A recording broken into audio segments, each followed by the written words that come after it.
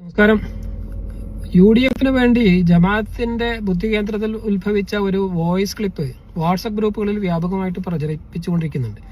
അതിന്റെ ഉള്ളടക്കം ഇത്രയേ ഉള്ളൂ: ഇത്തവണ UDF അധികാരത്തിൽ വരണം, അങ്ങനെ വന്നാൽ ശക്തമായ പ്രതിപക്ഷമായിട്ട് LDF നിലനിൽക്കും, അതുപോലെ തന്നെ BJP അപ്രസക്തമാകും. ഇതാണ് വാദം.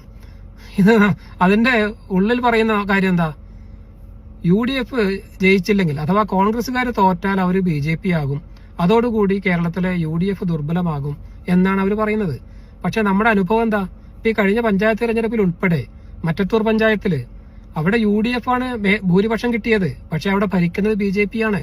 കാരണം എന്താ? ജയിച്ച കോൺഗ്രസുകാർ മൊത്തത്തില് BJP ആയി. അത് കർണാടകയിലും ഗോവയിലും അരുണാചൽ പ്രദേശിലും ഒക്കെ നമ്മൾ കണ്ടതാണ്. തോറ്റ കോൺഗ്രസുകാരല്ല മാറിയത്, ജയിച്ച കോൺഗ്രസുകാരാണ് യാതൊരു ലജ്ജയും ഇല്ലാതെ BJP-യിലേക്ക് ചേക്കേറിയത്. അതുകൊണ്ട് തന്നെ UDF തോറ്റാൽ കോൺഗ്രസ് ആകും എന്നുള്ള പേടി കൊണ്ട് നമ്മൾ UDF-ന് വോട്ട് ചെയ്താൽ നമ്മളിപ്പോ കേരളത്തില് നമുക്കറിയാം, കഴിഞ്ഞ 10 വർഷക്കാലമായിട്ട് ഒരു തരത്തിലുള്ള വർഗീയ സംഘർഷങ്ങളോ പ്രശ്നങ്ങളോ ഇല്ലാതെ നമ്മളെല്ലാവരും മലയാളികൾ ഒറ്റക്കെട്ടായി വളരെ സമാധാനത്തോടു കൂടി മുന്നോട്ട് പോവുകയാണ്. അതിനേക്കാളൊക്കെ നമ്മൾ എന്തിനാണ് ഒരു സംസ്ഥാന ഭരണകൂടത്തെ സർക്കാരിനെ തെരഞ്ഞെടുക്കുന്നത്? അത് വളരെ കൃത്യമായി 100% എന്ന് പറയാൻ കഴിയില്ലെങ്കിൽ നമുക്കൊക്കെ ഒരുപക്ഷെ വിമർശനങ്ങൾ ഉണ്ടാവാം. പക്ഷേ ഇതുവരെ കണ്ടിട്ടുള്ള എല്ലാ സർക്കാരുകളിൽ നിന്ന് വ്യത്യസ്തമായി ഏറ്റവും നല്ല രീതിയിൽ ജനങ്ങളുടെ പക്ഷത്ത് നിന്നുകൊണ്ട് ജനതാൽപര്യം സംരക്ഷിക്കുന്ന നിലപാടുകളുമായിട്ട്, അത്രയധികം വികസന പ്രവർത്തനങ്ങളുമായിട്ട്, 62 ലക്ഷം പേർക്ക് ഓരോ മാസവും മുടങ്ങാതെ 2000 രൂപ വീതം പെൻഷൻ കൊടുക്കുന്ന, അങ്ങനെ കൃത്യമായി നമ്മുടെ പൊതുജനാരോഗ്യ വിദ്യാഭ്യാസ സംവിധാനങ്ങളെ ആകെ മെച്ചപ്പെടുത്തിയ, നമ്മുടെ റോഡുകൾ മെച്ചപ്പെടുത്തിയ ഏറ്റവും നല്ല ഒരു ഭരണ സംവിധാനമാണ് കേരളത്തിലുള്ളത്. അതുകൊണ്ട് തന്നെ എന്തിനാണ് നമ്മളൊരു മാറ്റം? ഈ ഒരു കോൺഗ്രസുകാർ BJP-യിൽ പോകും എന്നുള്ളത് കൊണ്ട് നമ്മൾ UDF-നെ അധികാരത്തിലേറ്റിയാൽ നമ്മുടെ മുമ്പിൽ കഴിഞ്ഞ ഉമ്മൻചാണ്ടി കാലത്തെ അനുഭവം ഓർമ്മ നമ്മുടെ മുമ്പിലുണ്ട്. നമ്മുടെ നാട് വർഗീയ സംഘർഷങ്ങളുടെ കേന്ദ്രമാകും, അതുപോലെ ഇരുട്ടിലാകും.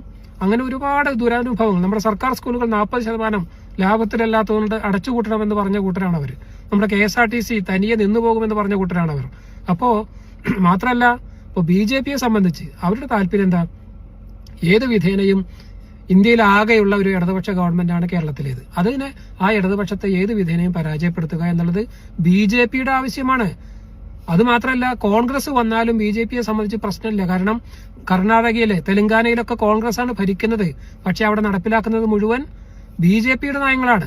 അതുകൊണ്ടാണല്ലോ മുസ്ലിം വിഭാഗത്തിൽപ്പെട്ട ആളുകളെയൊക്കെ ബുൾഡോസർ വെച്ച് 100 കണക്കിന് ആളുകളെ നിരാശ്രയരാക്കുന്നത്, അവരെ വീടില്ലാതെ ആക്കുന്നത്, അവരുടെ വീടുകൾ ഇടിച്ചു നിരത്തുന്നത്, അവരുടെ ആരാധനാലയങ്ങൾ ഇടിച്ചു നിരത്തുന്നത്.